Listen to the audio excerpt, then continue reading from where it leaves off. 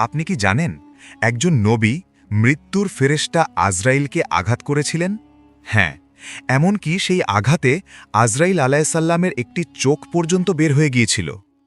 কিন্তু প্রশ্ন হল কেন? একজন আল্লাহর নবী কেন মৃত্যুর ফেরেশতার উপর এতটা ক্ষুব্ধ হলেন? কি ঘটেছিল সেই মুহূর্তে যা ইতিহাসের সবচেয়ে অবিশ্বাস্য ঘটনাগুলোর একটি হয়ে গেছে? আজ আমরা জানব হজরত মুসা আলাইসাল্লামের জীবনের সেই রহস্যময় ঘটনা, যার পেছনে লুকিয়ে আছে গভীর হিকমা।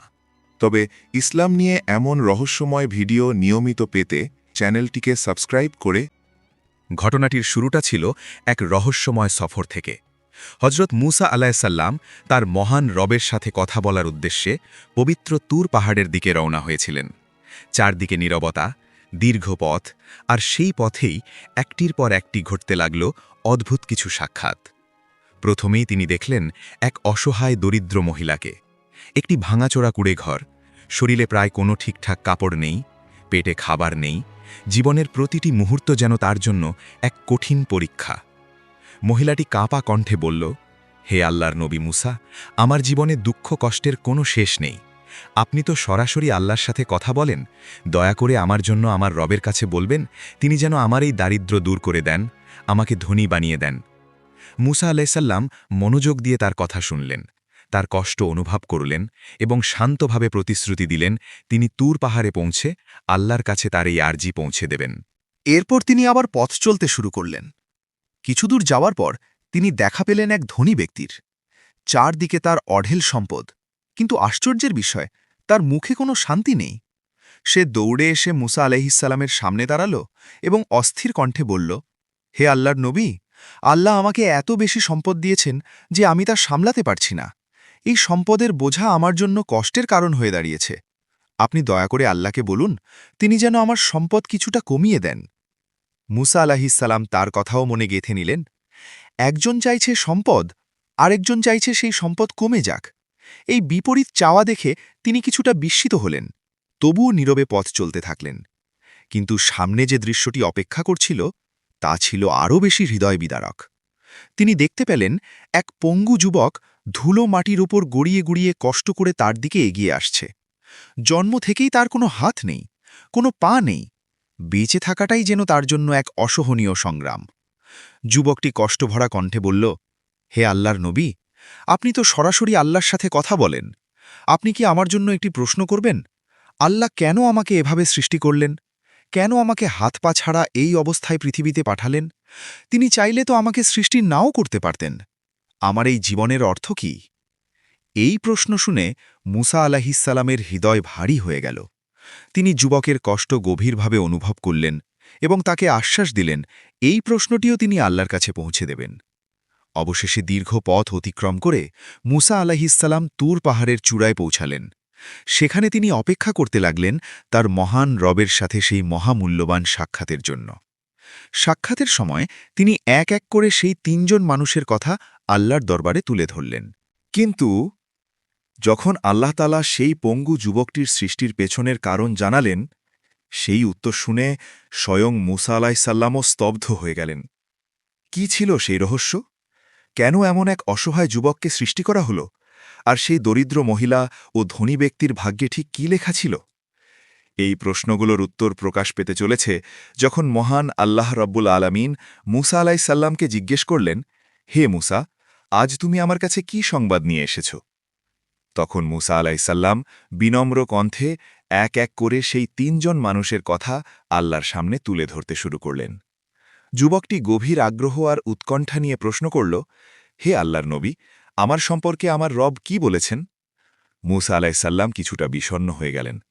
তিনি ধীরে ভারী কণ্ঠে বললেন, আল্লাহ তোমার ব্যাপারে যা বলেছেন তা শুনলে হয়তো তুমি সহ্য করতে পারবে না। কিন্তু যুবকটি থামার পাত্র নয়। সে জেদ ধরে বসল, না, আমাকে বলতেই হবে, আমি সত্য জানতে চাই। অবশেষে মুসা আলাইসাল্লাম বাধ্য হলেন। তিনি বললেন, আল্লাহ তোমাকে এই পঙ্গু অবস্থায় দুনিয়াতে পাঠিয়েছেন কারণ মৃত্যুর পর তোমাকে দিয়ে তিনি জাহান্নামের একটি ছিদ্র বন্ধ করবেন। কথাটি শেষ হওয়ার সাথে সাথে চারপাশ যেন স্তব্ধ হয়ে গেল। কিন্তু ঠিক তখনই অপ্রত্যাশিত কিছু ঘটল। যুবকটি আকাশের দিকে তাকাল। তার চোখে অদ্ভুত এক তৃপ্তি, এবং সে বলল, আলহামদুলিল্লাহ। এই কথা শুনে মুসা আলাইসাল্লাম বিস্মিত, তারপর রাগান্বিত হয়ে উঠলেন। তিনি ধমকের সুরে বললেন, তুমি কি পাগল হয়ে গেছ? আল্লাহ তোমাকে জান্নাতের জন্য নয়, বরং জাহান্নামের একটি ছিদ্র বন্ধ করার জন্য নির্ধারণ করেছেন, আর তুমি কিনা তার শুকরিয়া আদায় করছ? যুবকটি তখন অশ্রুসজল চোখে ধীরে বলল, হে আল্লাহর নবী, আমি এতদিন ভেবেছি আল্লাহ আমাকে হয়তো কোনো উদ্দেশ্য ছাড়াই সৃষ্টি করেছেন।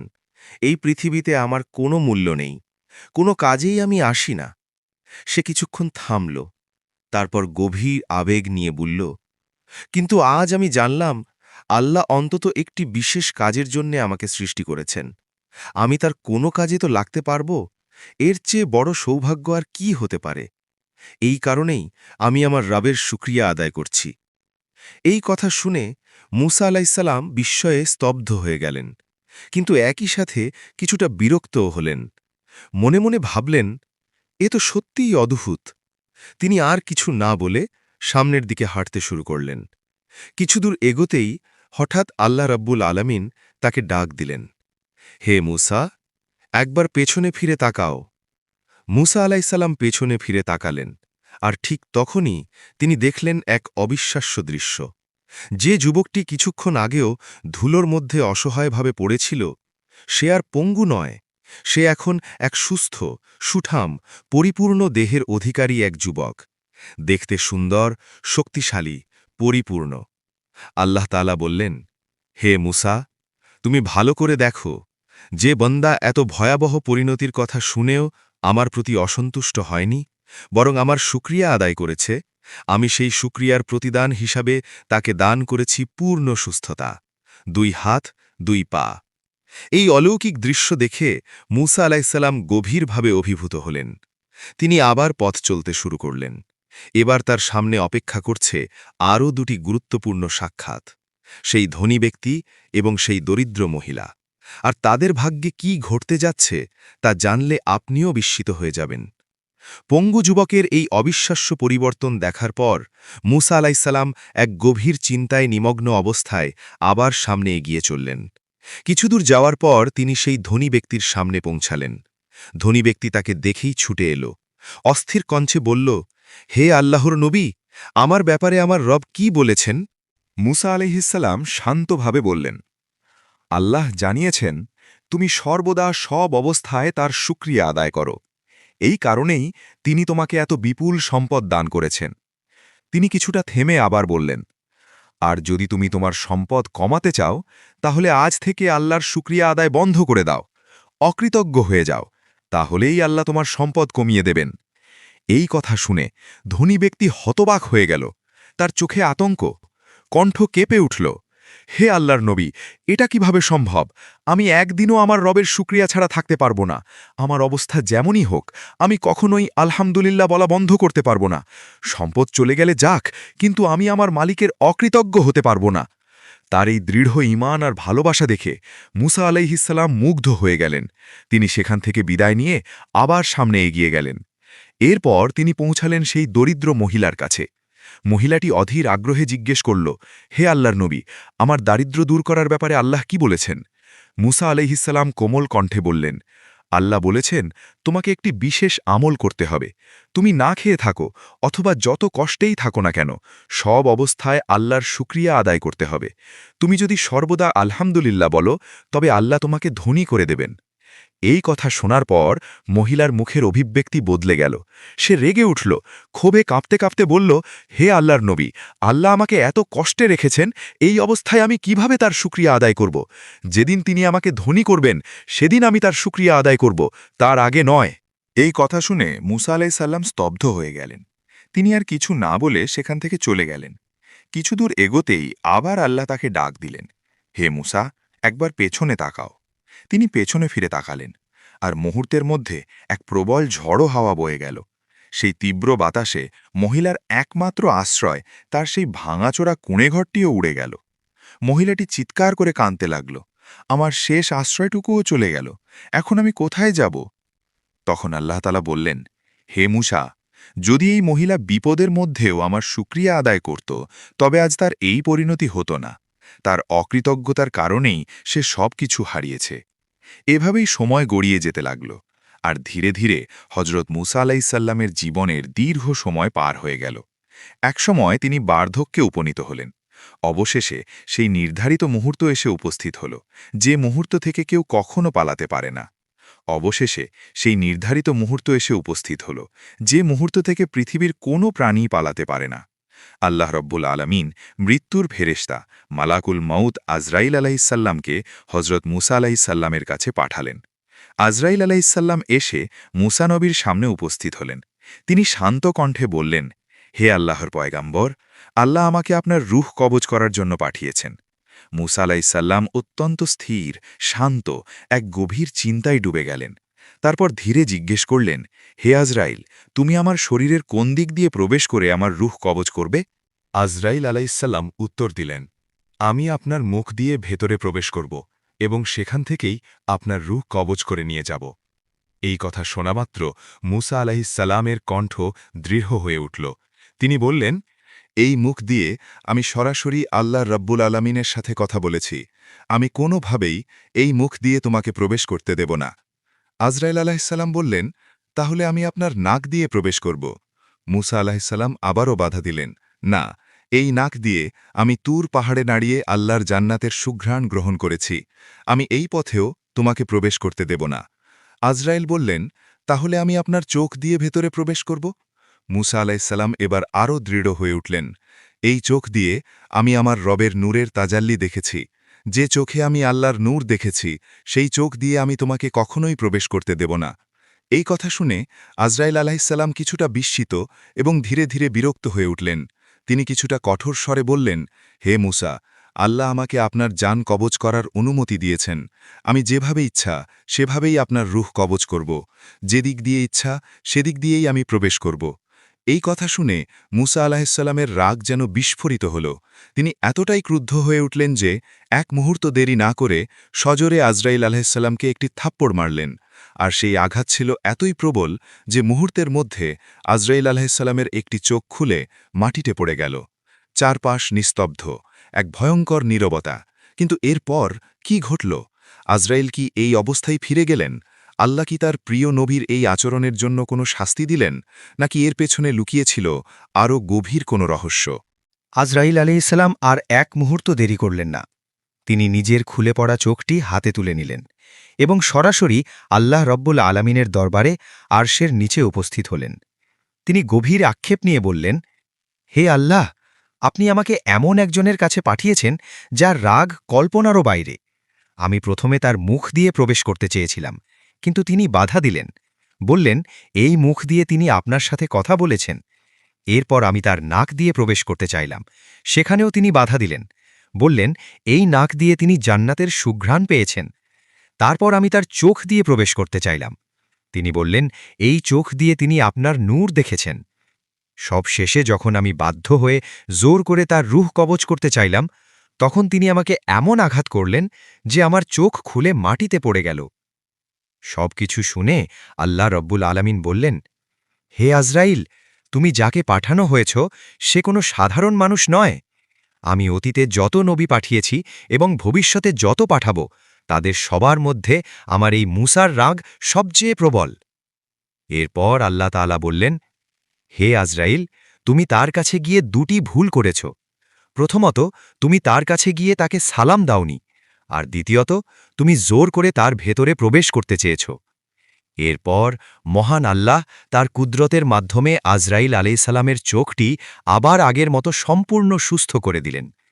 আল্লাহ বললেন, হে আজরাইল, তুমি এখন কিছুটা অপেক্ষা করো। আমি দেখছি আমার প্রিয় মুসার রূহ কিভাবে কবজ করা যায়। এরপর আল্লাহ রাব্বুল আলামিন সরাসরি ওহির মাধ্যমে মুসা আলাইসাল্লামকে জিজ্ঞেস করলেন, হে মুসা, আপনি কি এই দুনিয়ায় আরও কিছুদিন বেঁচে থাকতে চান? যদি চান, তবে আপনি একটি গরুর পিঠে আপনার হাত রাখুন। আপনার হাতের নিচে যতগুলো পশম পড়বে, প্রতিটি পশমের বিনিময়ে আমি আপনাকে 1 বছর করে হায়াত দান করব। আল্লাহর এই নির্দেশ পেয়ে মুসা আলাইহিসসালাম একটি গরুর কাছে গেলেন এবং তার পিঠে নিজের হাত রাখলেন। তখন আল্লাহ বললেন, হে মুসা, আপনার হাতের নিচে যত পশম রয়েছে, প্রতিটির বিনিময়ে আমি আপনাকে 1 বছর করে দীর্ঘ হায়াত দান করলাম। এই কথা শুনে মুসা আলাইহিসসালাম বিনীত কণ্ঠে প্রশ্ন করলেন, হে আমার রব, আপনি আমাকে এত দীর্ঘ জীবন দান করলেন, কিন্তু এই দীর্ঘ সময় অতিবাহিত হওয়ার পর আমার পরিণতি কি হবে? আল্লাহ রাব্বুল আলামিন উত্তর দিলেন, এই দীর্ঘ হায়াত একসময় শেষ হয়ে যাবে, আর শেষ পর্যন্ত আপনাকে মৃত্যুবরণ করতেই হবে। এই কথা শুনে মুসা আলাইহিসসালাম গভীর চিন্তায় নিমগ্ন হয়ে গেলেন। তারপর বিনম্র কণ্ঠে বললেন, হে আমার রব, যদি শেষ পর্যন্ত আমাকে মৃত্যুবরণ করতেই হয়, তবে আর দেরি করে কি লাভ? এই দীর্ঘ হায়াতের আমার কোনো প্রয়োজন নেই। দুনিয়ায় এত দীর্ঘ সময় বেঁচে থাকার চেয়ে আপনার দিদার লাভ করাই আমার কাছে অনেক বেশি প্রিয়। আপনি এখনই আমার রূহ কবজ করে নিন। তবে মৃত্যুর আগে তিনি তার রবের কাছে একটি ছোট্ট আকুতি জানালেন। তিনি বললেন, হে আল্লাহ, দুনিয়া থেকে বিদায় নেওয়ার আগে আমি শেষবারের মতো আরও একবার আপনার দিদার লাভ করতে চাই। আল্লাহ রব্বুল আলামিন তার প্রিয় নবীর এই আকাঙ্ক্ষা কবুল করলেন। তিনি বললেন, হে মুসা, ঠিক আছে, আপনি আগামীকাল তুর পাহাড়ে চলে আসুন। পরদিন মুসা আলাইহিসসালাম তুর পাহাড়ে উপস্থিত হলেন। সেখানে ৭০,০০০ নূরের পর্দার আড়াল থেকে আল্লাহ তাআলা তার নূরের সামান্য তাজাল্লি দেখালেন। এর আগে প্রথমবার যখন মুসা আলাইহিসসালাম এই নূরের তাজাল্লি দেখেছিলেন, তখন তিনি বেহুশ হয়ে পড়েছিলেন, কিন্তু এবার তিনি সেই নূরের ঝলক দেখে অসীম আনন্দে অভিভূত হয়ে গেলেন। তার হৃদয় ভরে গেল প্রশান্তিতে। দিদার লাভের পর মুসা আলাইহিসসালাম আবার বললেন, হে আল্লাহ রব্বুল আলামিন, শেষবারের মতো আমি আপনার কাছে একটি দোয়া করতে চাই। দয়া করে আমার এই দোয়াটি কবুল করুন। আল্লাহ তাআলা জিজ্ঞেস করলেন, হে মুসা, তুমি কি দোয়া করতে চাও? মুসা আলাইহিসসালাম বললেন, হে আল্লাহ, আমার বনি ইসরায়েল জাতি যেন কিয়ামত পর্যন্ত রিজিকের কষ্টে না ভোগে। আপনি তাদের অফুরন্ত রিজিক দান করুন। এই দোয়া শুনে আল্লাহ তাআলা তাকে একটি বিস্ময়কর দৃশ্য দেখানোর সিদ্ধান্ত নিলেন। তিনি বললেন, হে মুসা, আপনি আপনার লাঠি দিয়ে সামনের ওই পাহাড়ে আঘাত করুন। মুসা নবী লাঠি দিয়ে পাহাড়ে আঘাত করলেন, আর সাথে সাথেই পাহাড় ফেটে গেল। সেখান থেকে প্রবাহিত হতে লাগল একটি নদী। আল্লাহ আবার বললেন, এবার ওই নদীর পানিতে আঘাত করুন। মুসা নবী পানিতে আঘাত করতেই নদীর বুক চিরে বেরিয়ে এলো একটি বিশাল পাথর। আল্লাহ আবার নির্দেশ দিলেন, এবার ওই পাথরের ওপর আঘাত করুন। মুসা নবী পাথরে আঘাত করলেন, আর তখন সেই কঠিন পাথরের ভেতর থেকে বেরিয়ে এলো একটি জীবন্ত হরিণ। মুসা নবী বিস্ময়ে তাকিয়ে রইলেন। তিনি দেখলেন হরিণটির মুখে এখনও তাজা ঘাস, সে যেন ঠিক এখনই খাচ্ছিল। তখন আল্লাহ রব্বুল আলামিন বললেন, হে মুসা, তুমি কি দেখতে পেলে? পাহাড়ের ভেতরে নদী, নদীর ভেতরে পাথর, আর সেই পাথরের ভেতরে থাকা এই হরিণটিকেও আমি নিজেই খাবার দিয়ে বাঁচিয়ে রেখেছি। তিনি আরও বললেন, শুধু বনি ইসরায়েল নয়, এই পৃথিবীতে আমি যত সৃষ্টি করেছি তাদের সবার রিজিকের দায়িত্ব আমি নিজেই নিয়েছি। এই অপূর্ব দৃশ্য ও কথোপকথনের পর মুসা আলাইহিসসালাম তুর পাহাড় থেকে নেমে নিজ গন্তব্যের দিকে রওনা হলেন। পথে এক নির্জন জনমানবহীন মরুভূমি পার হওয়ার সময় তিনি হঠাৎ এক অদ্ভুত দৃশ্য দেখতে পেলেন।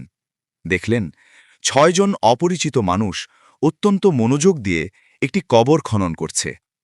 মুসা আলাইহিসসালাম কৌতূহলী হয়ে তাদের কাছে এগিয়ে গেলেন। তিনি বললেন, এই জনমানবহীন মরুভূমিতে তোমরা কার জন্য কবর খনন করছ? তাদের একজন শান্তভাবে উত্তর দিল, এখান থেকে কিছু দূরের একটি গ্রামে একজন নেককার ব্যক্তি ইন্তেকাল করেছেন। আমরা তার দাফনের জন্য এই কবর প্রস্তুত করছি। তারপর তারা বলল, হে আল্লাহর নবী, আপনি যদি আমাদের একটু সাহায্য করতেন তাহলে আমাদের কাজটি সহজ হয়ে যেত। মুসা আলাইহিসসালাম তাদের অনুরোধ গ্রহণ করলেন।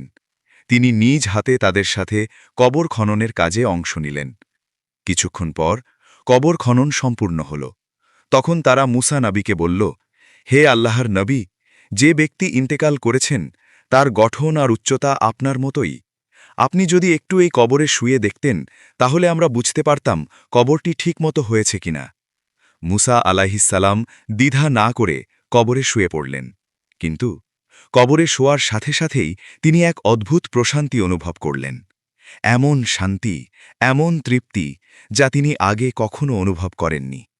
ঠিক সেই মুহূর্তে আল্লাহ রাব্বুল আলামিন ফিরেশতা জিব্রাইল আলাইহিসসালামকে নির্দেশ দিলেন, হে জিব্রাইল, তুমি এখনই জান্নাত থেকে একটি আপেল নিয়ে যাও এবং আমার মুসাকে তা খেতে বলো। একই সাথে আল্লাহ তাআলা মৃত্যুর ফেরেশতা আজরাইলকেও প্রস্তুত হতে বললেন। তিনি নির্দেশ দিলেন, যখন মুসা সেই আপেলে কামড় দেওয়ার জন্য মুখ খুলবে, ঠিক সেই মুহূর্তেই তুমি তার ভেতরে প্রবেশ করবে এবং অত্যন্ত শান্তিতে তার রূহ কবজ করে নিয়ে আসবে। আল্লাহর নির্দেশ পাওয়া মাত্রই জিব্রাইল আলাইহিসসালাম জান্নাত থেকে একটি পবিত্র আপেল নিয়ে মুসা আলাইহিসসালামের কাছে উপস্থিত হলেন। তিনি বললেন, হে আল্লাহর পয়গম্বর, আপনার সাথে এতক্ষণ যারা এই কবর খনন করছিল তারা কেউই সাধারণ মানুষ নয়, তারা সবাই মহান আল্লাহর প্রেরিত ফেরেশতা। এরপর তিনি আরও বললেন, আল্লাহ রাব্বুল আলামিন জান্নাত থেকে এই আপেলটি আপনার জন্য পাঠিয়েছেন। এই আপেলটি খাওয়ার মাধ্যমেই এই দুনিয়ার জীবন থেকে আপনার বিদায়ের সময় এসে যাবে। এই কথা শুনে মুসা আলাইহিসসালামের হৃদয় আনন্দে ভরে উঠল। তিনি পরম তৃপ্তির সাথে সেই জান্নাতি আপেলটি হাতে নিলেন। ধীরে ভালোবাসায় ভরা মন নিয়ে তিনি আপেলটি মুখে তুললেন। আর ঠিক সেই মুহূর্তে যখন তিনি কামড় দেওয়ার জন্য মুখ খুললেন, সেই সুযোগে মৃত্যুর ফেরেশতা আজরাইল আলাইহিসসালাম তার ভেতরে প্রবেশ করলেন এবং অত্যন্ত শান্তিতে সম্মানের সাথে হযরত মুসা আলাইহিসসালামের পবিত্র রূহ কবজ করে নিলেন। নিঃশব্দে, শান্তিতে এক মহিমান্বিত বিদায়। মুসা নবীর ইন্তেকালের পর সেই ফেরেশতারা যারা মানুষের রূপে এসেছিল তারা অত্যন্ত সম্মানের সাথে তাকে কবরে থেকে তুলে আনল। তারপর অপরিসীম যত্নে তারা মুসা আলাইহিসসালামকে গোসল করাল। জান্নাত থেকে আনা সুগন্ধি কাপড় দিয়ে তাকে কাফন পরানো হল। সেদিন পৃথিবীর কোনো সাধারণ মানুষের উপস্থিতি ছিল না, বরং আসমান থেকে নেমে আসা অগণিত ফেরেশতার উপস্থিতিতে হযরত মুসা আলাইহিসসালামের জানাজার নামাজ আদায় করা হল। এক অনন্য মর্যাদা, এক অবর্ণনীয় সম্মান। এরপর অত্যন্ত সম্মানের সাথে তাকে সেই কবরে দাফন করা হল। দাফন কাজ শেষ হওয়ার পর মহান আল্লাহ রাব্বুল আলামিন নিজ কুদরতে এমন এক ব্যবস্থা করলেন যাতে তার কবরের কোনো চিহ্নই আর অবশিষ্ট না থাকে। মাটি এমনভাবে সমান হয়ে গেল যেন এখানে কখনো কোনো কবরই ছিল না, যেন পৃথিবীর মানুষ কখনোই জানতে না পারে এই স্থানেই শায়িত আছেন এক মহান নবী। এর পেছনে ছিল এক গভীর হিকমত। সেই সময় বনি ইসরায়েল জাতি ছিল চরম অবাধ্য এবং কবর পূজার প্রবণতায় লিপ্ত। যদি তারা জানতে পারত এই জায়গায় মুসা আলাইহিসসালামের কবর রয়েছে, তবে তারা নিশ্চিতভাবেই এই স্থানকে কেন্দ্র করে শিরেক ও মাজার পূজার কেন্দ্র তৈরি করত। আর সেই শিরেক থেকে বাঁচানোর জন্যই আল্লাহ তাআলা চিরকালের জন্য তার কবরের ঠিকানা মানুষের কাছ থেকে গোপন করে দিলেন। হযরত মুসা আলাইহিসসালামের এই জীবন কথা অলৌকিক ঘটনায় ভরা, গভীর শিক্ষায় পূর্ণ। এ যেন আমাদের চোখে আঙুল দিয়ে দেখিয়ে দেয় আল্লাহর পরিকল্পনা কত নিখুঁত। একটি আলহামদুলিল্লাহ, একটি মাত্র শুকরিয়া কিভাবে সেই পঙ্গু যুবকের জীবনকে সম্পূর্ণ বদলে দিয়েছিল। আবার অকৃতজ্ঞতা কিভাবে মুহূর্তের মধ্যে সবকিছু কেড়ে নেয়, তা আমরা সেই দরিদ্র মহিলার ঘটনায় দেখেছি। এই ঘটনাগুলো আমাদের মনে করিয়ে দেয় মৃত্যু অবশ্যম্ভাবী, আল্লাহর সিদ্ধান্তই চূড়ান্ত, আর রিজিকের মালিক একমাত্র আল্লাহ, যিনি পাহাড়ের ভেতর, পাথরের ভেতর, এমনকি অদৃশ্য জগতের প্রাণীকেও খাবার পৌঁছে দেন। এই সত্য আমাদের ঈমানকে আরও দৃঢ় করে তোলে। সম্মানিত দর্শক, আপনারা হয়তো ভাবছেন আজকের এই হৃদয়স্পর্শী কাহিনী এখানেই শেষ, কিন্তু না, এই গল্প এখানেই থেমে নেই। কারণ হযরত মুসা আলাইহিসসালামের জীবনে এখনও বাকি রয়েছে আরও এক বিস্ময়কর, আরও এক রহস্যময় অধ্যায়, যেখানে লুকিয়ে আছে আল্লাহর অদৃশ্য পরিকল্পনার আরেকটি নিদর্শন। একটু আগে আমরা দেখলাম কিভাবে আল্লাহ তাআলা একজন পঙ্গু যুবক এবং এক দরিদ্র মহিলার ভাগ্য নির্ধারণ করেছিলেন। ঠিক তেমনি একদিন মুসা আলাইহিসসালামকে এক এমন সফরে পাঠানো হল যা মানুষের চিন্তাশক্তিকেই থামিয়ে দেয়। এই ঘটনার সূচনা হয়েছিল একটি ভাষণ থেকে। মুসা আলাইহিসসালাম বনি ইসরায়েলের সামনে দাঁড়িয়ে এক গভীর জ্ঞানগর্ভ খুতবা দিচ্ছিলেন। তার কথা শুনে সবাই মুগ্ধ, নিঃশব্দ। ঠিক তখনই একজন মানুষ প্রশ্ন করল, হে আল্লাহর নবী, এই পৃথিবীতে সবচেয়ে জ্ঞানী ব্যক্তি কে? মুসা আলাহিসাল্লাম স্বাভাবিকভাবেই উত্তর দিলেন, এই মুহূর্তে আমিই পৃথিবীর সবচেয়ে জ্ঞানী ব্যক্তি, কারণ আমি আল্লাহর নবী এবং আমি সরাসরি তার সাথে কথা বলি। কিন্তু এই উত্তরটি আল্লাহ রাব্বুল আলামিনের পছন্দ হল না, কারণ তিনি চেয়েছিলেন মুসা বলুন, আল্লাহই সবচেয়ে ভালো জানেন। এরপর আল্লাহ তাআলা ওহির মাধ্যমে বললেন, হে মুসা, আপনি পৃথিবীর সবচেয়ে জ্ঞানী নন। 2 সাগরের মিলনস্থলে আমার এক বান্দা রয়েছে, যাকে আমি আপনার চেয়েও বিশেষ জ্ঞান দান করেছি। এই কথা শুনে মুসা আলাহিসাল্লামের অন্তরে তাকে দেখার প্রবল আগ্রহ জেগে উঠল। তিনি বললেন, হে আমার রব, আমি কিভাবে তার সাক্ষাৎ পাব? আল্লাহ তাআলা বললেন, আপনি একটি থলিতে একটি মৃত মাছ নিয়ে সফরে বের হন। যেখানে দেখবেন সেই মৃত মাছটি জীবিত হয়ে পানিতে লাফিয়ে পড়েছে, সেখানেই আপনি আমার সেই বান্দাকে পেয়ে যাবেন। আল্লাহর নির্দেশ পাওয়ার পর মুসা আলাহিসাল্লাম তার বিশ্বস্ত খাদেম যুবক সঙ্গী ইউসা বিন নুনকে সাথে নিয়ে সেই অজানা জ্ঞানী ব্যক্তির সন্ধানে বেরিয়ে পড়লেন। দীর্ঘ পথ একটার পর একটা দিন পার হতে লাগল। তারা হেঁটে চললেন অজানার পথে। অবশেষে একসময় তারা পৌঁছলেন 2 সাগরের মিলনস্থলে। সেখানে একটি বিশাল পাথরের পাশে তারা কিছুক্ষণ বিশ্রামের জন্য থামলেন। দীর্ঘ সফরের ক্লান্তিতে মুসা আলাহিসাল্লাম ঘুমিয়ে পড়লেন। আর ঠিক সেই মুহূর্তেই ঘটে গেল এক অলৌকিক ঘটনা। তাদের থলিতে রাখা সেই মৃত মাছটি হঠাৎ জ্যান্ত হয়ে উঠল। মাছটি লাফিয়ে উঠে সোজা সাগরের পানিতে ঝাঁপ দিল, আর এমনভাবে সাঁতার কেটে চলে গেল যেন সাগরের বুকে একটি সুড়ঙ্গ তৈরি হয়ে গেল। ইউসা বিন নুন এই দৃশ্য নিজের চোখে দেখলেন। তিনি বিস্ময়ে হতবাক হয়ে গেলেন। কিন্তু মুসা আলাইসাল্লাম তখন ঘুমিয়ে, তাই তিনি তাকে জাগালেন না। এরপর তারা আবার যাত্রা শুরু করলেন। কিন্তু অদ্ভুতভাবে ইউসা বিন নুন সেই গুরুত্বপূর্ণ ঘটনাটি মুসা নবীকে জানাতে ভুলে গেলেন। তারা আরও অনেক দূরে গিয়ে গেলেন। অবশেষে যখন তারা অত্যন্ত ক্লান্ত ও ক্ষুধার্ত হয়ে পড়লেন, তখন মুসা আলাইসাল্লাম বললেন, আমাদের খাবারটা নিয়ে এসো। এই সফরে আমরা সত্যিই ক্লান্ত হয়ে পড়েছি। এই কথা শুনে হঠাৎ ইউসা বিন নুনের সেই মাছের কথা মনে পড়ল। তিনি লজ্জিত কণ্ঠে বললেন, হে আল্লাহর পয়গাম্বর, আমরা যখন সেই পাথরের কাছে বিশ্রাম নিচ্ছিলাম, তখন এক আশ্চর্য ঘটনা ঘটেছিল। আমাদের থলির সেই মৃত মাছটি জ্যান্ত হয়ে সাগরে চলে গিয়েছিল, আর শয়তান আমাকে এই কথাটি আপনাকে জানাতে ভুলিয়ে দিয়েছিল। এই কথা শোনামাত্র মুসা আলাইসাল্লাম উৎফুল্ল হয়ে উঠলেন। তিনি বললেন, আমরা তো ঠিক সেই জায়গাটিরই খোঁজ করছিলাম। এরপর তারা নিজেদের পদচিহ্ন অনুসরণ করে আবার সেই পাথরের কাছে ফিরে গেলেন। সেখানে পৌঁছে তারা দেখলেন এক ব্যক্তি বসে আছেন। তিনি পুরো শরীর চাদরে আবৃত করে রেখেছেন। এই ব্যক্তিই ছিলেন হজরত খিজির আলাইসালাম, যাকে আল্লাহ তাআলা দান করেছিলেন বিশেষ অদৃশ্য জ্ঞান। মুসা আলাইসালাম তাকে সালাম দিলেন এবং অত্যন্ত বিনয়ের সাথে বললেন, আল্লাহ আপনাকে যে বিশেষ জ্ঞান দান করেছেন, তার থেকে আমাকে কিছু শিক্ষা দেওয়ার শর্তে আমি কি আপনার অনুসরণ করতে পারি? খিজির আলাইসালাম গভীর দৃষ্টিতে তার দিকে তাকালেন। তারপর বললেন, হে মুসা, আপনি আমার সাথে ধৈর্য ধরে থাকতে পারবেন না? কারণ যে বিষয়ের অন্তর্নিহিত রহস্য আপনি জানেন না, সেই বিষয়ে আপনি কিভাবে ধৈর্য ধরবেন? মুসা আলাহিসাল্লাম দৃঢ়ভাবে বললেন, ইনশাআল্লাহ, আপনি আমাকে ধৈর্যশীল হিসেবেই পাবেন। আমি আপনার কোনো কাজের অবাধ্য হব না। তখন খিজির আলাহিসাল্লাম একটি শর্ত দিলেন, যদি আপনি আমার সাথে চলতে চান, তবে মনে রাখবেন, আমি নিজে থেকে কোনো কিছুর ব্যাখ্যা না দেওয়া পর্যন্ত আপনি আমাকে কোনো প্রশ্ন করতে পারবেন না। মুসা আলাহিসাল্লাম সেই শর্ত মেনে নিলেন এবং তারা দুজন একসাথে যাত্রা শুরু করলেন। কিছুক্ষণ পর তারা সমুদ্রের তীরে এসে পৌঁছালেন। সেখানে একটি নৌকায় উঠলেন। নৌকার মাঝিরা খিজির আলাহিসাল্লামকে চিনে ফেলল। তারা কোনো ভাড়া ছাড়াই অত্যন্ত সম্মানের সাথে তাদের নৌকায় তুলে নিল। নৌকাটি যখন মাঝ দরিয়ায় পৌঁছাল, হঠাৎ খিজির আলাহিসাল্লাম একটি কুড়াল তুলে নিলেন এবং নৌকার তক্তায় আঘাত করতে শুরু করলেন। একটি তক্তা ভেঙে ফেললেন। নৌকায় পানি ঢুকতে শুরু করল। এই দৃশ্য দেখে মুসা আলাহিসাল্লাম আর নিজেকে সামলাতে পারলেন না। তিনি বিস্ময়ে বলে উঠলেন, এ আপনি কি করলেন? এই গরিব মাঝিরা আমাদের বিনা ভাড়ায় পার করে দিচ্ছে, আর আপনি তাদের নৌকাটাই নষ্ট করে দিলেন। আপনি কি আমাদের সবাইকে ডুবিয়ে মারতে চান? খিজির আলাইহিসসালাম শান্ত কণ্ঠে বললেন, আমি কি আগেই বলিনি আপনি আমার সাথে ধৈর্য রাখতে পারবেন না?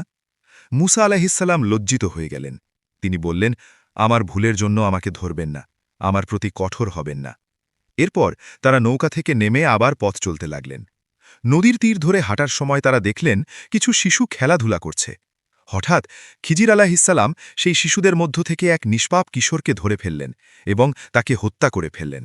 এই দৃশ্য দেখে মুসা আলাইহিসসালাম রাগে ও বিস্ময়ে ফেটে পড়লেন। তিনি চিৎকার করে বললেন, আপনি একটি নিরপরাধ প্রাণকে হত্যা করলেন। সে তো কাউকে হত্যা করেনি। আপনি তো এক ভয়ঙ্কর অপরাধ করে ফেললেন। খিজির আলাইহিসসালাম আবার শান্তভাবে বললেন, আমি কি আপনাকে বলিনি আপনি আমার সাথে ধৈর্য ধরে থাকতে পারবেন না? এবার মুসা আলাইহিসসালাম বুঝতে পারলেন তিনি আবার শর্ত ভেঙেছেন। তিনি গভীর লজ্জায় বললেন, এরপর যদি আমি আর কোনো প্রশ্ন করি তবে আপনি আমাকে আপনার সাথে রাখবেন না। এরপর তারা আবার নতুন করে পথ চলতে লাগলেন। একসময় তারা পৌঁছলেন একটি শহরে। তারা দুজনই তখন অত্যন্ত ক্ষুধার্ত, ক্লান্ত। তারা শহরের লোকদের কাছে খাবার চাইলেন, কিন্তু সেই শহরের মানুষগুলো ছিল অত্যন্ত কৃপণ। তারা তাদের সাথে খারাপ ব্যবহার করল। খাবার তো দিলই না, বরং তাদের তাড়িয়ে দিল। এই আচরণ সহ্য করে তারা যখন শহর ছেড়ে চলে যাচ্ছিলেন, তখন খিজির আলাইহিসসালাম লক্ষ্য করলেন একটি পুরনো দেয়াল ভেঙে পড়ার উপক্রম। তিনি থেমে গেলেন এবং নিজের হাতে পরিশ্রম করে সেই দেয়ালটি ঠিক করে দিলেন। এই দৃশ্য দেখে মুসা আলাইহিসসালাম এবার বিরক্ত হয়ে উঠলেন। তিনি বললেন, এই শহরের মানুষগুলো আমাদের সাথে খারাপ ব্যবহার করল, আমাদের খাবার পর্যন্ত দিল না, আর আপনি তাদের জন্য বিনা পারিশ্রমিকে কাজ করে দিলেন। আপনি চাইলে তো এর বিনিময়ে কিছু নিতে পারতেন, যা দিয়ে অন্তত আমাদের খাবারের ব্যবস্থা করা যেত।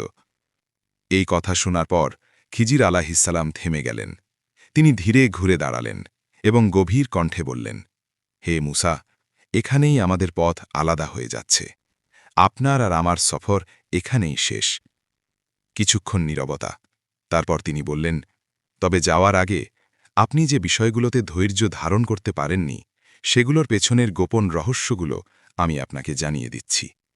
তিনি বলতে শুরু করলেন, শুনুন হে মুসা, প্রথমে আমি যে নৌকাটিকে ক্ষতিগ্রস্ত করেছিলাম তার পেছনে ছিল একটি কারণ। সেই নদীর ওপারে একজন জালিম বাদশা রয়েছে, যে জোর করে মানুষের ভালো নৌকাগুলো ছিনিয়ে নেয়। ওই গরিব মাঝিদের নৌকাটি ছিল তাদের জীবিকার একমাত্র মাধ্যম। তাই আমি নৌকাটিকে সামান্য ক্ষতিগ্রস্ত করে দিলাম, যাতে তা ত্রুটিপূর্ণ মনে হয়, এবং জালিম বাদশার লোকেরা সেটিকে ছেড়ে দেয়। ফলে ওই গরিব মানুষগুলো তাদের জীবিকা চালিয়ে যেতে পারে। তিনি কিছুক্ষণ থামলেন, তারপর বললেন, দ্বিতীয়ত, আমি যে কিশোরটিকে হত্যা করেছি তার বাবা মা ছিল অত্যন্ত নেককার ও মুমিন। আল্লাহ আমাকে জানিয়েছিলেন এই ছেলেটি বড় হয়ে অবাধ্য ও কাফির হয়ে যাবে, এবং তার এই পথভ্রষ্টতা তার নেককার বাবা মাকেও পথভ্রষ্টতার দিকে ঠেলে দেবে। তাই আল্লাহ চেয়েছেন এই সন্তানের পরিবর্তে তাদের এমন একটি সন্তান দান করতে যে হবে পবিত্র এবং বাবা মায়ের প্রতি দয়ালু। এরপর তিনি বললেন, আর তৃতীয় বিষয়টি, আমি যে দেওয়ালটি মেরামত করেছি তার নিচে লুকানো রয়েছে একটি গুপ্তধন। সেই গুপ্তধনটি এই শহরের দুইজন এতিম শিশুর। তাদের পিতা ছিলেন একজন নেককার মানুষ। আল্লাহ চেয়েছেন যখন তারা বড় হবে তখন তারা নিজেরাই সেই গুপ্তধন উদ্ধার করবে। কিন্তু দেওয়ালটি যদি ভেঙে পড়ত তাহলে সেই ধন খারাপ লোকদের হাতে চলে যেত। এই কারণেই আমি দেওয়ালটি ঠিক করে দিয়েছি। এরপর খিজির আলাইহিসসালাম মুসা আলাইহিসসালামের দিকে তাকিয়ে বললেন, হে আল্লাহর পয়গম্বর, আপনি ভেবেছিলেন আমি এই কাজগুলো নিজের ইচ্ছায় করেছি, কিন্তু না, এর একটি কাজও আমি নিজের সিদ্ধান্তে করিনি। প্রতিটি কাজই ছিল আল্লাহর নির্দেশ আর তার সুদূর প্রসারী পরিকল্পনার অংশ। তিনি ধীরে বললেন, আর এটাই সেই অদৃশ্য রহস্য যার ওপর আপনি ধৈর্য ধারণ করতে পারেননি। এই বলে তাদের পথ আলাদা হয়ে গেল। কিন্তু গল্প এখানেই শেষ নয়, কারণ মুসা আলাইহিসসালামের জীবনের সবচেয়ে বড় অধ্যায়টি তখনও বাকি। সবচেয়ে ভয়ঙ্কর, সবচেয়ে রোমাঞ্চকর, এক জালিম শাসকের বিরুদ্ধে এক নবীর সংগ্রাম। সে শাসক ফেরাউন, যে নিজের ক্ষমতার অহংকারে অন্ধ হয়ে নিজেকেই স্রষ্টা দাবি করেছিল। সে বনি ইসরায়েল জাতির উপর চালাত নির্মম অত্যাচার, তাদের সন্তানদের হত্যা করত আর জীবিতদের দিয়ে কঠোর দাসত্ব করাত। এই ভয়াবহ পরিস্থিতিতে মহান আল্লাহ রাব্বুল আলামিন মুসা আলাইহিসসালামকে নির্দেশ দিলেন, ফেরাউনের কাছে যাও এবং তাকে সত্যের পথে আহ্বান করো। আল্লাহ নির্দেশ পেয়ে মুসা আলাইসাল্লাম তার ভাই হারুন আলাইসাল্লামকে সাথে নিয়ে ফেরাউনের রাজ দরবারে উপস্থিত হলেন। রাজপ্রাসাদ জাঁকজমকে ভরা, ক্ষমতার অহংকারে পূর্ণ। সেখানে দাঁড়িয়ে মুসা নবী অত্যন্ত শান্ত কণ্ঠে বললেন, হে ফেরাউন, আমি বিশ্বজগতের রবের পক্ষ থেকে প্রেরিত একজন রাসূল। তুমি বনি ইসরায়েলকে মুক্ত করে দাও এবং একমাত্র আল্লাহ ইবাদত করো। এই কথা শুনে ফেরাউন অট্টহাসিতে ফেটে পড়ল। সে তাচ্ছিল্যের সাথে বলল, বিশ্বজগতের রব আবার কে? আমি ছাড়া তো তোমাদের আর কোনো প্রভু নেই। সে মুসা নবীকে একজন জাদুকর মনে করল, ভাবল সে হয়তো কোনো জাদুর মাধ্যমে তার রাজত্ব দখল করতে এসেছে। অহংকারে অন্ধ হয়ে ফেরাউন একটি চ্যালেঞ্জ ছুড়ে দিল। হে মুসা, যদি তুমি সত্যবাদী হও তবে আমার জাদুকরদের সাথে তোমার লড়াই হবে। আমি মিশরের সবচেয়ে শক্তিশালী জাদুকরদের নিয়ে আসব। দেখি তোমার শক্তি জেতে নাকি আমার জাদুকরদের জাদু। মুসা আলাইহিস সালাম নির্ভয়ে সেই চ্যালেঞ্জ গ্রহণ করলেন। এরপর নির্ধারিত হল একটি দিন, এক বিশাল উৎসবের দিন। সেই দিন এক বিশাল ময়দানে 4 দিক থেকে লক্ষ লক্ষ মানুষ জড়ো হল। একদিকে ফেরাউন তার সিংহাসনে বসে, অহংকারে ভরা চোখ, তার চারপাশে মিশরের সেরা জাদুকররা দাঁড়িয়ে। অন্যদিকে সেই বিশাল ময়দানে একাই দাঁড়িয়ে আছেন মহান আল্লাহর নবী মুসা আলাইহিস সালাম। জাদুকরেরা আত্মবিশ্বাসে ভরপুর। তারা ফেরাউনকে বলল, হে মহামান্য সম্রাট, আমরা যদি আজ মুসাকে পরাজিত করতে পারি তবে আমাদের জন্য কি পুরস্কার থাকবে? ফেরাউন মুচকি হেসে লোভনীয় কণ্ঠে বলল, তোমরা শুধু যে কোনো মূল্যে মুসাকে পরাজিত করো। আমি তোমাদের আমার সবচেয়ে কাছের মানুষ করে নেব, আমার সভাসদ বানিয়ে দেব, আর তোমাদেরকে অফুরন্ত ধন সম্পদ দান করব। এই বিশাল পুরস্কারের লোভে জাদুকরদের চোখে জ্বলে উঠল লালসা। তারা উৎসাহে ভরে উঠল, লড়াইয়ের জন্য প্রস্তুত হয়ে গেল। তারপর তারা দম্ভের সাথে মুসা আলাইহিস সালামকে বলল, হে মুসা, আগে কি তুমি তোমার জাদু দেখাবে নাকি আমরা শুরু করব? মুসা আলাইহিস সালাম অত্যন্ত শান্ত, স্থির। তিনি বললেন, তোমরাই আগে শুরু করো। তোমাদের যা কিছু আছে সব এই ময়দানে নিক্ষেপ করো। এই অনুমতি পাওয়ার সাথে সাথেই জাদুকরেরা তাদের হাতে থাকা শত শত দড়ি ও লাঠি একযোগে ময়দানে ছুঁড়ে ফেলল। আর ঠিক সেই মুহূর্তেই এক ভয়ঙ্কর দৃশ্য ছড়িয়ে পড়ল চারদিকে। মানুষের চোখ যেন ধাঁধিয়ে গেল। সেই সাধারণ দড়ি আর লাঠিগুলো হঠাৎ করেই রূপ নিল ভয়ঙ্কর বিষধর সাপে। হাজার হাজার সাপ হেস হেস শব্দে কিলবিল করতে করতে পুরো ময়দান ভরে গেল।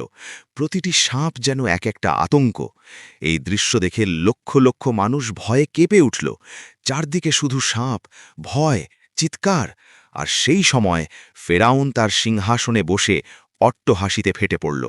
সে ভাবল বিজয় তার হাতের মুঠোয়। এই ভয়াবহ দৃশ্য দেখে মানবীয় কারণে মুসা আলাইহিস সালামের মনেও এক মুহূর্তের জন্য শঙ্কা জেগে উঠল। তিনি ভাবলেন, এই সাধারণ মানুষগুলো তো এই জাদুর আসল রহস্য বুঝতে পারবে না। তারা এই সাপগুলোকে সত্যি ভেবে ফেরাউনকেই বিজয়ী মনে করবে। ঠিক সেই মুহূর্তে যখন চারদিকে ভয় আর বিভ্রান্তি, আসমান থেকে নাজিল হল ওহী। আল্লাহ তাআলা বললেন, হে মুসা, তুমি একটুও ভয় পেও না। নিশ্চয়ই আজ তুমিই বিজয়ী হবে। তোমার ডান হাতে যে লাঠিটি রয়েছে তা ময়দানে নিক্ষেপ করো। তারা যা কিছু তৈরি করেছে তোমার লাঠি তা সব গিলে ফেলবে। কারণ তারা যা করেছে তা কেবল জাদুর ধোঁকা, আর জাদুকর কখনোই সফল হতে পারে না। এই নির্দেশ পাওয়ার সাথে সাথেই মুসা আলাইহিস সালাম নিজের হাতে থাকা লাঠিটি সজোরে ময়দানে নিক্ষেপ করলেন। আর তখনই ঘটে গেল এক অভাবনীয়, অলৌকিক ঘটনা।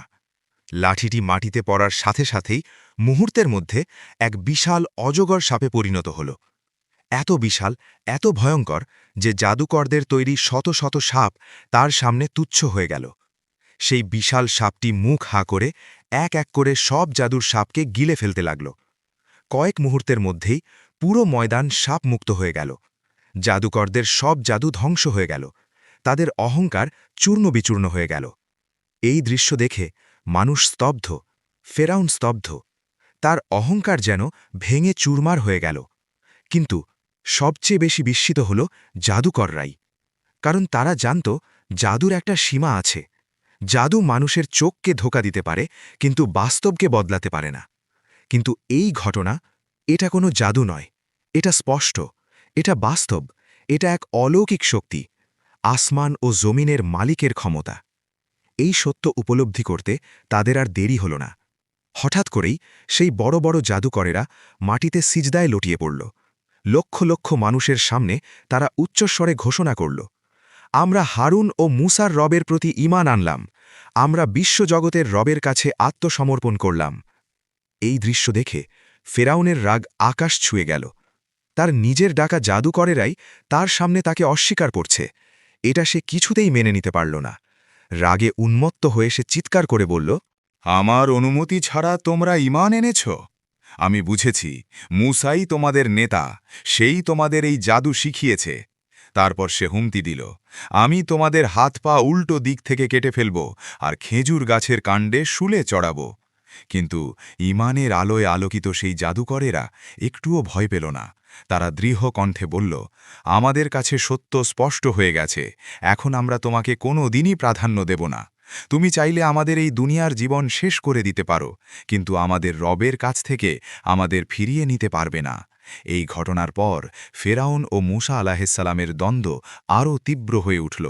ফেরাউন তার অত্যাচার বহুগুণ বাড়িয়ে দিল। বনি ইসরায়েলের ওপর নির্যাতন চরম পর্যায়ে পৌঁছাল।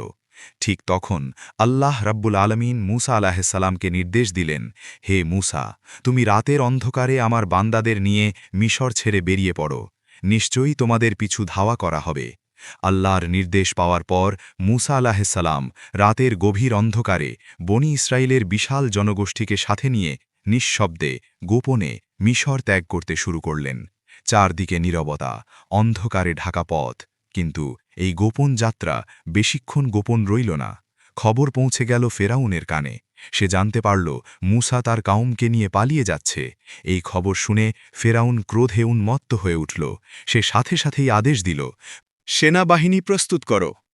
অত্যন্ত দ্রুতগতিতে তার বিশাল শক্তিশালী বাহিনী প্রস্তুত হল। তারপর ফেরাউন তার হিংস্র সৈন্যদল নিয়ে বনি ইসরায়েলকে ধ্বংস করার জন্য তাদের পিছু ধাওয়া করল।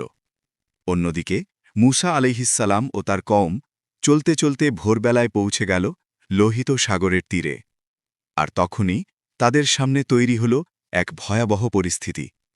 সামনে অথই জলরাশি, উত্তাল সাগর, যেখানে পার হওয়ার কোনো উপায় নেই। আর পেছনে ধুলোর ঝড় তুলে ছুটে আসছে ফেরাউনের বিশাল বাহিনী। চারদিক থেকে ঘিরে ধরেছে বিপদ। এই দৃশ্য দেখে বনি ইসরায়েল জাতি আতঙ্কে চিৎকার করে উঠল, হে মুসা, আমরা তো শেষ, সামনের সাগর, পেছনে ফেরাউনের সৈন্য, আজ আমাদের মৃত্যু নিশ্চিত। কিন্তু এই চরম সংকটের মুহূর্তেও মুসা আলাইহিসসালামের অন্তরে ছিল অটল বিশ্বাস। তিনি দৃঢ় কণ্ঠে বললেন, কখনোই না, আমার সাথে আমার রব আছেন, তিনি অবশ্যই আমাকে পথ দেখাবেন। ঠিক তখনই আসমান থেকে নাজিল হল নির্দেশ। আল্লাহ তাআলা বললেন, হে মুসা, তোমার লাঠি দিয়ে সাগরের পানিতে আঘাত করো। মুসা আলাইহিসসালাম এক মুহূর্ত দেরি করলেন না। তিনি সজোরে সাগরের পানিতে লাঠি আঘাত করলেন। আর তখনই ঘটে গেল মানব ইতিহাসের এক মহান অলৌকিক ঘটনা। সাগরের পানি দুই ভাগে বিভক্ত হয়ে গেল। দুই পাশে পানি উঠে দাঁড়াল বিশাল পাহাড়ের মতো, আর মাঝখানে সাগরের বুক ছেড়ে তৈরি হল 12টি শুকনো রাস্তা, মসৃণ, নিরাপদ। মুসা আলাইহিসসালাম তার কওমকে নিয়ে দ্রুত সেই পথ ধরে এগিয়ে চললেন, একটি জাতি মৃত্যুর মুখ থেকে মুক্তির পথে। অন্যদিকে ফেরাউন তার বাহিনী নিয়ে সাগরের তীরে এসে পৌঁছাল। এই দৃশ্য দেখে সে এক মুহূর্তের জন্য থমকে গেল। কিন্তু তার অহংকার, তার অন্ধতা তাকে সত্য দেখতে দিল না। সে ভাবল এই পথও তার জন্যই তৈরি হয়েছে। ফেরাউন তার সেনাবাহিনী নিয়ে সাগরের সেই পথ ধরে ভেতরে প্রবেশ করল। এদিকে মুসা আলাইহিসসালাম ও তার কওম নিরাপদে অপর পাড়ে পৌঁছে গেল। আর ঠিক তখনই আল্লাহ তাআলা নির্দেশ দিলেন, সাগর, তুমি তোমার আগের অবস্থায় ফিরে যাও। মুহূর্তের মধ্যে দুই পাশের সেই বিশাল পানির প্রাচীর ধসে পড়ল। হুড়মুড় করে সবকিছু ঢেকে দিল পানির নিচে। ফেরাউন, তার বাহিনী, সবাই ডুবে গেল অথই সাগরের জলে। ক্ষমতার অহংকারে নিজেকে খোদা দাবি করা সেই ফেরাউন, তার শেষ পরিণতি হল অত্যন্ত অপমানজনক মৃত্যু। ডুবি যাওয়ার শেষ মুহূর্তে সে চিৎকার করে বলল, আমি বিশ্বাস করছি বনি ইসরায়েল যে রবের ওপর ঈমান এনেছে তিনি ছাড়া আর কোনো ইলাহ নেই। কিন্তু তখন অনেক দেরি হয়ে গেছে। আল্লাহ তার সেই তওবা কবুল করলেন না, কারণ মৃত্যুর ফেরেশতার সামনে উপস্থিত হওয়ার পর কোনো তওবা গ্রহণ করা হয় না। আল্লাহ তাকে রেখে দিলেন পরবর্তী প্রজন্মের জন্য একটি দৃষ্টান্ত হিসেবে। এই ঘটনাটি আমাদের শেখায় অহংকারের পরিণতি কত ভয়াবহ, জুলুমের শেষ কোথায় গিয়ে দাঁড়ায়। আল্লাহ জালিমকে সময় দেন, কিন্তু কখনোই ছেড়ে দেন না। আর যারা আল্লাহ ওপর ভরসা রাখে তাদের জন্য তিনি সাগরের বুক চিড়েও মুক্তির পথ তৈরি করে দেন। এভাবেই হজরত মুসা আলাইহিসসালামের জীবনের এই ঘটনাগুলো আমাদের ঈমানকে দৃঢ় করে, আমাদের চিন্তাকে জাগ্রত করে। আল্লাহ আমাদের সবাইকে সত্যের পথে অবিচল থাকার তৌফিক দান করুন। আমিন। আসসালামু আলাইকুম ওয়া রাহমাতুল্লাহ। ইসলামের ইতিহাস, নবীদের জীবনী ও সূরার ব্যাখ্যা জানতে আমাদের চ্যানেল ইসলামের পথযাত্রা এর সাথেই থাকুন। আপনার লাইক, সাবস্ক্রাইব ইসলাম নিয়ে আমাদের নতুন আরও একটি ভিডিও বানানোর অনুপ্রেরণা।